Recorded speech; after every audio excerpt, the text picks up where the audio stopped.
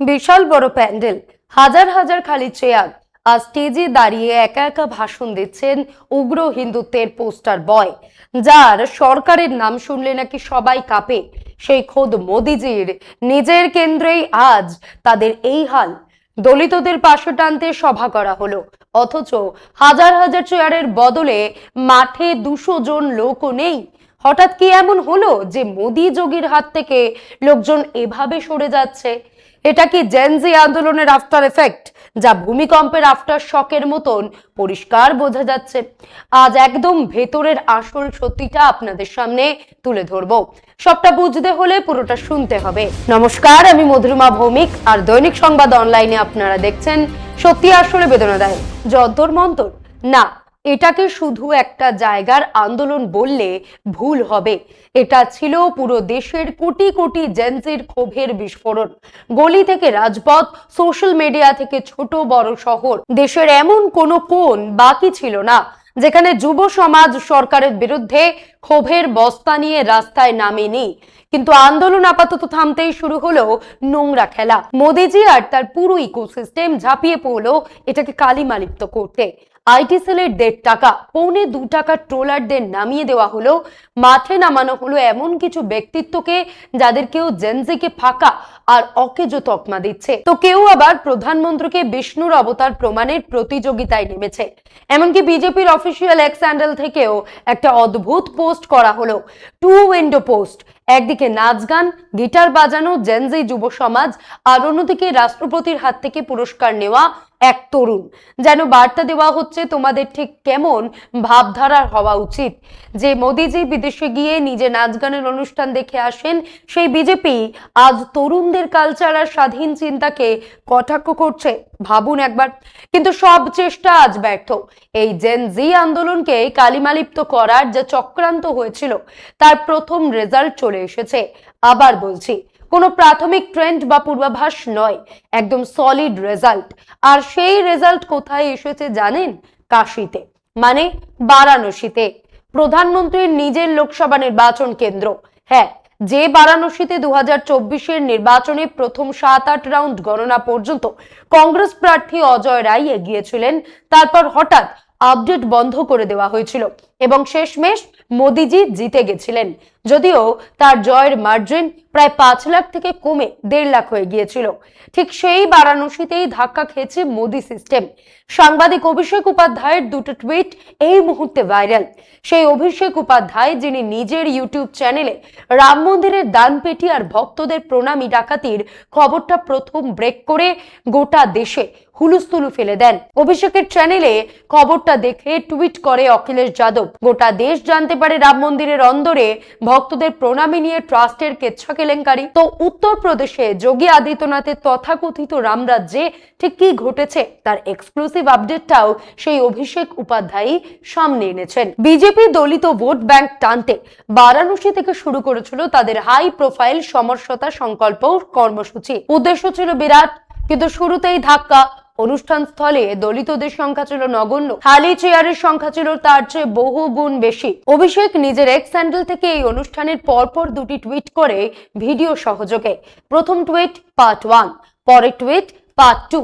প্রথম টুইটের সঙ্গে যে ভিডিও তিনি পোস্ট করেছেন, সেখানে দেখা যাচ্ছে বিশাল আয়তকার মঞ্চের মধ্যমণি মুখ্যমন্ত্রী যোগী আদিত্যনাথ, আর তার দুপাশে অসংখ্য বিজেপি নেতা আর প্রশাসনিক আধিকারিক। কিন্তু মঞ্চের সামনে যেন বলরামের খাঁ খাঁ খামার। ভিডিওটা আগে আপনারা দেখুন।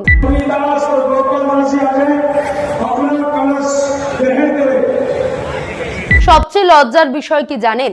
এই দৃশ্য কিন্তু অনুষ্ঠানের আগে বা পরের নয়, স্বয়ং মুখ্যমন্ত্রী যোগী আদিত্যনাথ যখন স্টেজে ভাষণ দিচ্ছেন তখনকার। নেহাত প্রশাসনিক আধিকারিক আর পুলিশের দল সেখানে উপস্থিত ছিল, তাই কিছুটা হলেও মানুষের উপস্থিতি টের পাওয়া যাচ্ছিল। নইলে যে পরিমাণ খালি চেয়ার পাতা ছিল, চেয়ারগুলো নিজেই ভুল বুঝে ভাবতো অনুষ্ঠানটি বুঝি তাদেরই সম্মান জানাতে আয়োজন করা হয়েছে। হকিকত হলো বাটেঙ্গে তো কাটেঙ্গে স্লোগানের আসল ফসল বিজেপির নিজের লোকেরাই কেটে নিয়ে গেছে, আর দলিত সমাজের জন্য পড়ে রইল শুধু ফালতু ভাষণ আর ফাঁকা প্রতিশ্রুতি। এই বিশাল সংখ্যক খালি চেয়ার হয়তো একটা বিশ্ব রেকর্ড তৈরি করে ফেললো। অতীতে এত খালি চেয়ারের সামনে দাঁড়িয়ে কোনো মুখ্যমন্ত্রী ভাষণ দিয়েছেন বলে আমরা তথ্য ঘেটে খুঁজে পাইনি।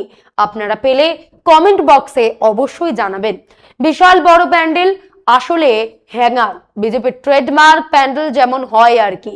সামনে হাজার হাজার চেয়ার, অথচ মঞ্চের নিচে সাধারণ মানুষের উপস্থিতি কত জানেন?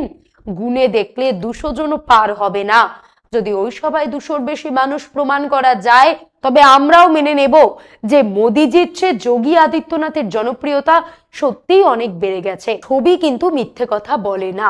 এবার অভিষেকের পোস্ট করা পার্ট 2 ভিডিওটা একটু দেখুন। काहे ना हुआ देता ना, क्या हुआ था गुरुआ?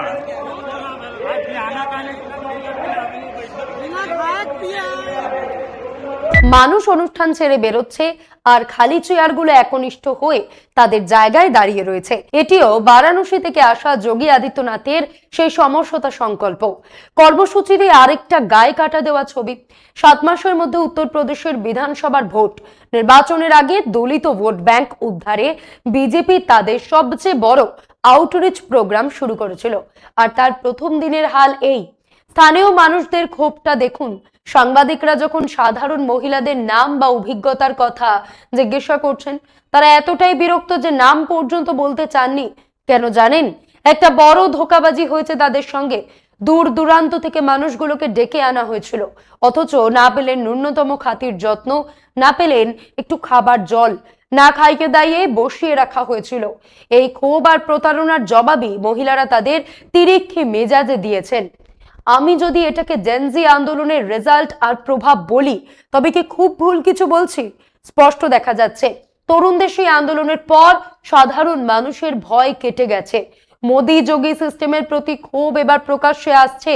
বিজেপির অভ্যন্তরীণ ফিডব্যাকই বলছে দলিত সমাজ তাদের হাত থেকে অনেকটাই পিছলে গেছে। আর তাই সারা দেশ জুড়ে দলিতদের আবার নিজেদের দিকে টানতে গুরু পূর্ণিমা অর্থাৎ 29 জুলাই থেকে এই সামাজিক সমরসতা সংকল্প অভিযান শুরু করা হয়েছে। এই কর্মসূচি চলবে আগামী বছরের 20 ফেব্রুয়ারি পর্যন্ত, সন্ত রবিদাস জয়ন্তী পর্যন্ত।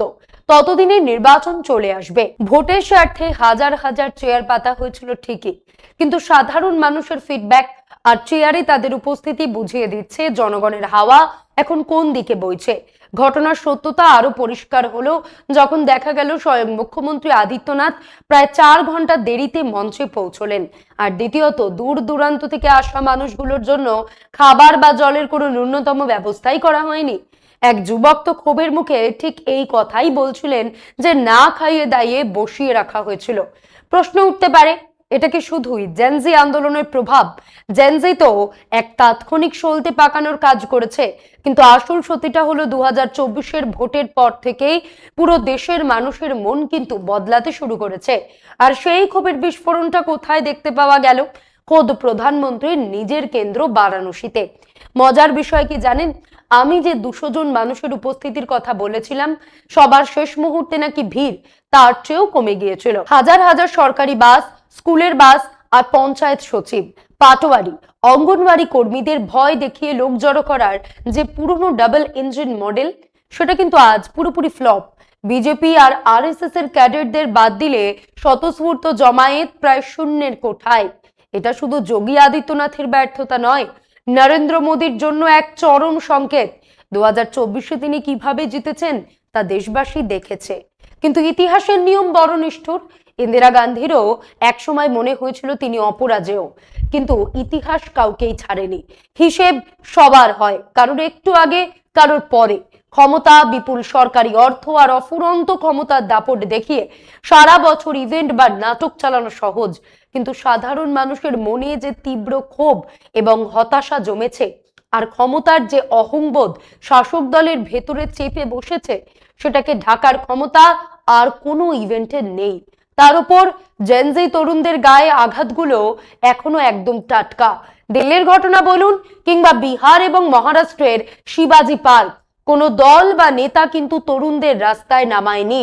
রবিবার ছুটির দিনেও যে হাজার হাজার যুবক রাস্তায় নেমে এলো, সেটা কোনো স্পন্সর্ড ভিড় ছিল না, সেটা ছিল জনরোষ। বিহারে কিভাবে ঘুরপথে সরকার তৈরি হয়েছে বা মহারাষ্ট্রে ফড়নবিস কি করছেন সব দেশবাসী দেখছে। সুশাসনের নামে যে ফাঁকা বুলি দেওয়া হয়েছিল জনতার মার্কশিটে, আজ বিজেপি সেখানে পুরোপুরি শূন্য। অনেকে ভাবছেন নির্বাচন কমিশন বা এসআইআর এর মতন কৌশল আর এআই চালিত বুথ ভিত্তিক ডেটা ম্যানিপুলেশন দিয়ে বুথে সবসময় পার পাওয়া যাবে। পেশাদারদের দিয়ে বুথ ধরে ধরে হিসেব কষে বা ভোটার তালিকায় কারচুপি করে 1 থেকে 2টো স্বাভাবিক নির্বাচন হয়তো প্রভাবিত করা যায়, কিন্তু যখন সাধারণ মানুষের মনের ভেতর ক্ষোভের তুফান বা সুনামি ওঠে তখন সমস্ত হিসাব নিকাশ, কারচুপি আর মস্ত বড় বড় বটগাছও গোড়া থেকে উপড়ে যায়। আজ কঙ্গনা রানাওয়াতের মতন ব্যক্তিত্বদের দিয়ে দেশের তরুণী মেয়েদের অপমান করা কিংবা আইটি সেলকে দিয়ে কুৎসা ছড়ানো, এগুলোকে রাজনৈতিক পরিভাষায় বলে সেলফ ডিস্ট্রাকশন মোড বা আত্মঘাতী পথ। যখন কোনো ক্ষমতার অহংকার সীমা লঙ্ঘন করে তখন 3 অঙ্কের গণ্ডি পার করাও তাদের জন্য কঠিন হয়ে দাঁড়ায়। বারাণসীর ওই 200 জনের খালি সভাই কিন্তু ক্ষমতার পতনের সেই প্রথম সংকেত দিয়ে গেল। অনেকে ভাবছেন এসআইআর বা ইভিএম কারচুপি করে হয়তো চিরকাল ক্ষমতায় টিকে থাকা যাবে, কিন্তু একটা সত্যি কথা ভুললে চলবে না। জেনজি আন্দোলনের আগে পর্যন্ত দেশের মানুষ মোদী সরকারকে উপড়ে ফেলার জন্য এতটা বদ্ধপরিকর ছিল না, কিন্তু জনতা যখন একবার চূড়ান্ত মন বানিয়ে নেয় তখন কোনো অসৎ উপায় বা কারচুপি আর কাজ করে না।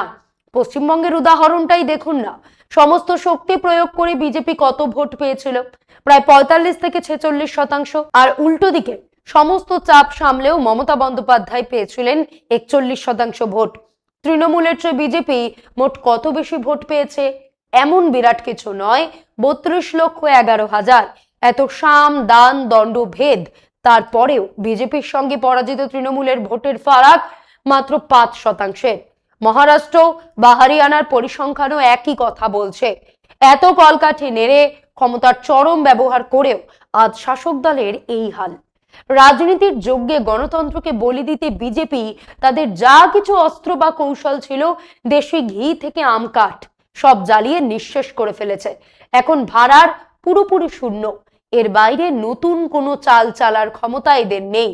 এরপর যদি সারা দেশে এই ক্ষোভের আসল সুনামিটা আছড়ে পড়ে তবে শাসকদের খুঁজে পাওয়ার জন্য সেই ডিটারজেন্ট পাউডারের বিখ্যাত বিজ্ঞাপনটার মতন বলতেই হবে, খুঁজতেই থেকে যাবে। ভাবুন একবার, সিআরপিএফ এর ডিজি জ্ঞানেন্দ্র প্রতাপ সিংকে কেন মাঠে নেমে জওয়ানদের মনোবল বাড়াতে বার্তা দিতে হচ্ছে? কারণ ভেতর থেকে পুরো সিস্টেমটা এখন থরথর করে কাঁপছে। যে পতনের রাস্তা ধরে তার যাত্রা শুরু হয়েছিল, আজ ইতিহাস আবার তাদের ঠিক সেখানেই এনে দাঁড় করিয়েছে। যারা ঘটনাগুলোকে ঢাকার চেষ্টা করছেন তাদের তো অন্তত সুপ্রিম কোর্টের দিকে তাকানো উচিত। দেশের শীর্ষ আদালত পর্যন্ত এখন বাধ্য হয়ে বলছে যেটা ঘটেছে তা একেবারেই ঠিক হয়নি, অথচ এক শ্রেণীর মিডিয়া সেটাকে আড়াল করে বলছে জওয়ানদের উৎসাহ বাড়ানো হয়েছে। কিসের উৎসাহ? যেটা বেআইনি এবং ভুল কাজ সেটা আবার রিপিট করার জন্য উৎসাহ। গতকাল প্রধান বিচারপতির বেঞ্চে এক অত্যন্ত চাঞ্চল্যকর শুনানি ছিল। কেন্দ্রীয় তথ্য কমিশনের পদে থাকা এক প্রাক্তন সিভিল সার্ভেন্ট পিটিশন দাখিল করেছিলেন যাতে দেশের নাগরিকদের উপর এই ধরনের নির্বিচার দমনপীড়ন আর পেলেট গান ব্যবহার বন্ধ করা হয়। অথচ শুনানি শুরু হতেই কোর্ট থেকে এমন মন্তব্য এলো পুলিশের নাকি পেলেট গান চালানোর অধিকার আছে। যে বিচার ব্যবস্থা 27 লক্ষ মানুষের ভোটের অনিয়ম নিয়ে এক সময় মন্তব্য করেছিল যে এবার হলো না তো কি হয়েছে, পরের বার ভোট দেবেন, সমস্যা নেই, আজ তাদের মুখ থেকে এই ধরনের কথা আসা আসলে এক নির্দিষ্ট মানসিকতারই প্রতিফলন। মনে রাখবেন, কাদের টপকে বা কাকে বাইপাস করে এই পদে বসানো হয়েছিল তারা কিন্তু সরকারের সেই বিশেষ পছন্দের তালিকারই অংশ। যে দেশে গণতান্ত্রিক ব্যবস্থার শীর্ষ স্তম্ভগুলোই সাধারণ মানুষের মৌলিক অধিকারকে এত হালকাভাবে দেখে, যেখানে দাঁড়িয়ে জেনজি আন্দোলন বা জনগণের এই ক্ষোভ কোনো বিচ্ছিন্ন ঘটনা নয়, দেশের ভবিষ্যৎ গণতন্ত্রকে যে অন্ধ গলির মুখে দাঁড় করানো হয়েছে, বারাণসীর খালি সভার মতন এই ঘটনাগুলো তারই জলজ্যান্ত প্রমাণ। সবশেষে বলি, তাই বারাণসীর ওই 200 জনের ফাঁকা সভা কোনো সাধারণ ঘটনা নয়, ওটা আসলে দিল্লির মসনদে বসে থাকা অহংকারের মুখে দেশবাসীর একেবারে নীরব চপেটাঘাত। জেনজি আন্দোলনের আফটার এফেক্ট ভূমিকম্পের আফটার শকের মতোই পুরো সিস্টেমকে গোড়া থেকে কাঁপিয়ে দিতে পারে, সেটাই প্রমাণ করে দিল বারাণসীর ওই খাঁ খাঁ করা প্যান্ডেল। তাও আবার কোথায়? খোদ প্রধানমন্ত্রী নরেন্দ্র মোদীর নিজের কেন্দ্রে, তাও আবার যে সবার মূল উদ্যোক্তা আর মেন স্পিকার সেই রাজ্যের ডাকসাইটে মুখ্যমন্ত্রী হিন্দুত্বের পোস্টার বয় যোগী আদিত্যনাথ, যে ক্ষমতার দাপট দেখিয়ে হাজার হাজার সরকারি বাস আর পঞ্চায়েত কর্মীদের দিয়ে সভা ভরানোর পুরনো খেল চলতো। জনতার সেই ক্ষোভের সুনামি তা এক নিমেষে তাসের ঘরের মতন গুড়িয়ে দিয়েছে। ইতিহাস কিন্তু খুব পরিষ্কার মেসেজ দিয়ে গেল, ক্ষমতার গরম যতই থাকুক না কেন, জনগণের ক্ষোভের আগুনে তা ছাই হতে কিন্তু বেশি সময় লাগে না। ভাবুন, আরো গভীরে গিয়ে ভাবুন। আজ এই পর্যন্তই। এমন আরো বিষয় জানতে অবশ্যই সাবস্ক্রাইব করুন, লাইক কমেন্টে শেয়ার করুন। দেখতে থাকুন দৈনিক সংবাদ, শুধু নামই যথেষ্ট।